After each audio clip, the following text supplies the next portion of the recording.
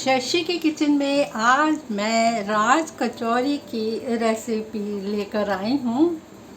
आइए बनाना शुरू करते हैं। राज कचौड़ी बनाने के लिए मैं आज ये रेसिपी लेकर आई हूँ। इसके लिए मैंने एक बोल ये सूजी ली है। महीन सूजी चाहिए। इसे मैंने छान कर लिया है और इसी में मैं हाफ बोल मैदा भी मिलाऊंगी और इसके अलावा इसमें मैं ये हल्दी डाल रही हूँ। वैसे आप खाने का कलर भी इस्तेमाल कर सकते हैं क्योंकि हलवाई इसमें कलर ही मिलाते हैं, लेकिन मैंने इसमें हल्दी ली है और इसे इसमें मिक्स करके मैं थोड़ा थोड़ा पानी डालकर इसका आटा तैयार कर लूँगी। और ये थोड़ा बहुत हार्ड नहीं बनाएंगे, इस आटे को थोड़ा सॉफ्ट ही रखेंगे क्योंकि सूजी एक तो पानी पी लेती है और थोड़ी देर में ही वो फिर हार्ड हो जाती है। और इसको गूंदने के बाद 15-20 मिनट तक मैं इसे रेस्ट दूँगी और फिर उसके बाद मैं आगे की रेसिपी तैयार करूँगी। तो मैं इसे गूंदकर आपको दिखाती हूँ। इसमें ना तो मैंने कोई ऑयल डाला है और ना ही नमक डाला है। इसमें सिर्फ कलर डालेंगे या हल्दी डालेंगे और इसका एक सॉफ्ट डो तैयार कर लेंगे। सूजी और मैदे का ये डो अब तैयार हो गया है। इसे मैं कवर करके 15-20 मिनट के लिए रेस्ट दूंगी और उसके बाद मैं आगे की रेसिपी बनाऊंगी। अभी मैं इसके अंदर जो हमें चिक्की भरनी है उसका एक डो और तैयार करूंगी। राज कचौड़ी में फिलिंग की तरह एक चिक्की हमें तैयार करनी है, जिसके लिए हमने ये एक बोल बेसन लिया है जिसे मैं इस बाउल में डालूंगी। और इसमें भी हम जैसे हमने पहले हल्दी डाली थी वो मैं इसमें भी हल्दी डालूंगी। आप चाहें तो कलर का इस्तेमाल भी कर सकते हैं और इसमें ये रेड चिली पाउडर भी डलेगा और ये रेड चिली पाउडर भी मैं 1/4 स्पून डाल रही हूँ। और इसमें हम थोड़ा सा ऑयल भी डालेंगे 1 टीस्पून। और इसमें एक चीज़ बहुत इम्पॉर्टेंट है, वो है 1/4 टीस्पून बेकिंग सोडा। इसके बिना ये ठीक से तैयार नहीं होगा और ना ही हमारी कचौड़ी ठीक से फूलेगी। इसलिए इसको हम इस चिक्की में डालेंगे। इसमें जो हमने पहले डो बनाया था उसमें हमने नहीं डाला था और इसमें भी हम नमक नहीं डालेंगे। और इन सब चीज़ों को अच्छी तरह पहले मिक्स कर लेंगे और मिक्स करके फिर इसका भी एक डो तैयार करेंगे और उस डो को भी हम 15-20 मिनट के लिए रेस्ट देंगे और उसके बाद ही फिर हम राज कचौड़ी बनाना शुरू करेंगे। और इसको भी मैं बहुत हार्ड नहीं बनाऊंगी, इसका भी थोड़ा सॉफ्ट डो ही तैयार करेंगे। ये डो अब तैयार हो गया है, इसे भी मैं कवर करके 15-20 मिनट के लिए रख दूँगी। राज कचौरी के लिए मैंने हरा धनिया की एक चटनी तैयार करके रख ली है और एक ये मीठी चटनी हमारी जो इमली के पल और गुड़ से तैयार की जाती है वो भी मैंने तैयार करके रख ली है।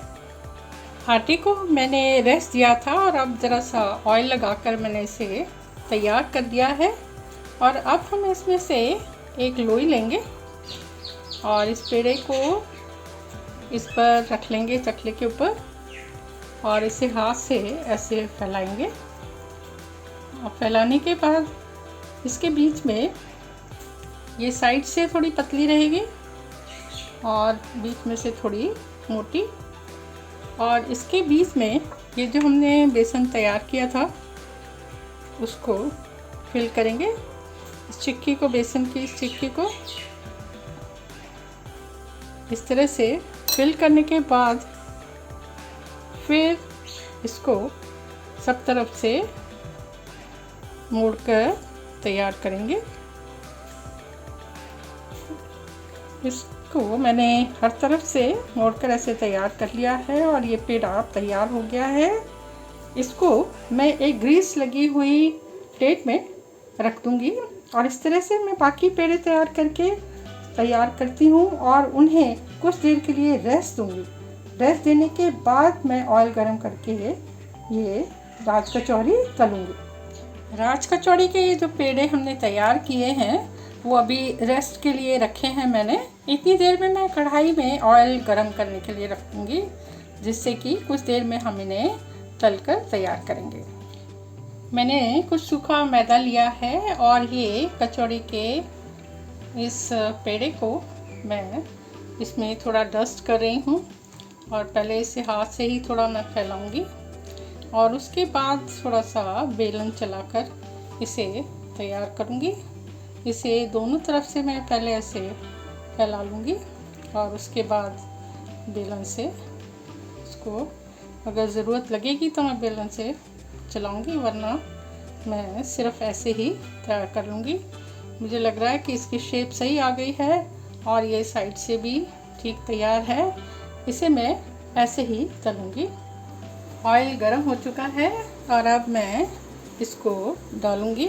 देखिए, डालने के समय मैंने इसको जैसे वैसे उठाया है, इसको इस तरफ से कढ़ाई में मैं इस तरफ से डालूँगी और कुछ देर तक मैं इसमें कलछी नहीं लगाऊंगी। इसे कुछ देर फूलने दूंगी, उसके बाद मैं कलछी लगाऊंगी। देखिए, थोड़ी फूलना शुरू हो गई है और इसी तरह से पूरी तरह फूल जाएगी।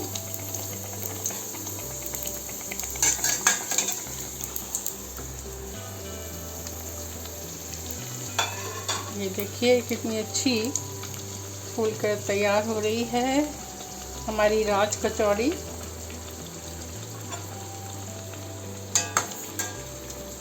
ये दोनों तरफ से थोड़ी सिक जाएगी, तब मैं इसे बाहर निकालूंगी कढ़ाई में से।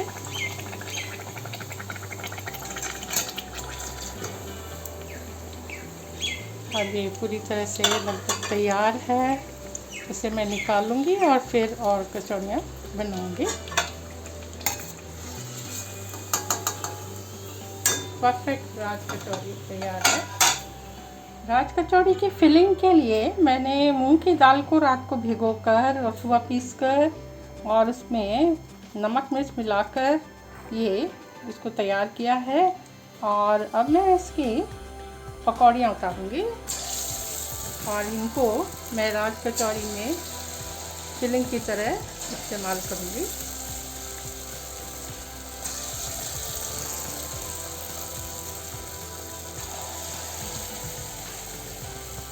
देखिए, बैक साइड से कितनी परफेक्ट राज कचौड़ी हमारी तैयार हुई है।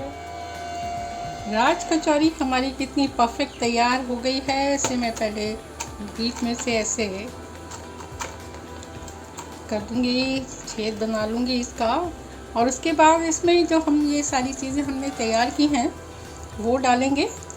ये देखिए, ये हमने दही बड़े तैयार किए थे, मूंग की दाल के मैंने जो पकौड़ी बनाई थी उसके मैंने दही बड़े बनाए हैं। इसमें मैंने जीरा, लाल मिर्च डाल दिया है और सबसे पहले मैं इसमें ये दही बड़े डालूँगी। सबसे पहले इस तरह से मैं इसमें ये दही बड़े डालूँगी और इसके बाद ये जो हमने आलू बॉईल किया हुआ है, इसमें लाल मिर्च मैंने डाल दी थी और अब मैं इसमें थोड़ा सा काला नमक और चाट का मसाला डालूँगी और इसके साथ ही मैं इसमें कुछ स्प्राउट्स भी इसके साथ ही मिला लूँगी और इस तरह से ये एक मसाला हमारा तैयार हो जाएगा इसमें डालने के लिए। तो ये मैं इसमें डाल दूँगी और इसके बाद इसमें जो हमने तरह तरह की चटनियाँ बनाई हैं वो सब मैं इसमें डालूँगी। इस तरह से ये हमारा ये तैयार हो रहा है। देखिए कितनी अच्छी हमारी ये, इसमें दही में मैंने चीनी डालकर तैयार किया है और इस तरह से ये दही हमारा इस चाट के लिए तैयार है। और इस तरह से हमारी बाकी चटनियाँ भी तैयार हैं। ये हमारी मीठी चटनी और इमली की, और ये देखिए कितनी शानदार लग रही है। और ये हमारी हरी चटनी, ये हमारी राज कचौड़ी किस तरह से खूबसूरत तैयार हो रही है। तरह तरह की चटनी और दही बड़े से कितनी परफेक्ट तैयार हुई है। इसमें कुछ और ये मैं स्प्राउट सॉस डालूँगी और ये इसके बाद कुछ और ये सब हम इमली और इसकी चटनी डालेंगे और इसे खूबसूरत बनाएंगे। इस तरह से दही और डालेंगे। ये दही इस तरह से सब तरफ फैलना चाहिए, प्लेट में भी और इसके ऊपर भी। और ये डिफरेंट चटनियाँ स्वाद के लिए और खूबसूरती के लिए। और इसके बाद इसके ऊपर ये मैं भुजिया डालूँगी।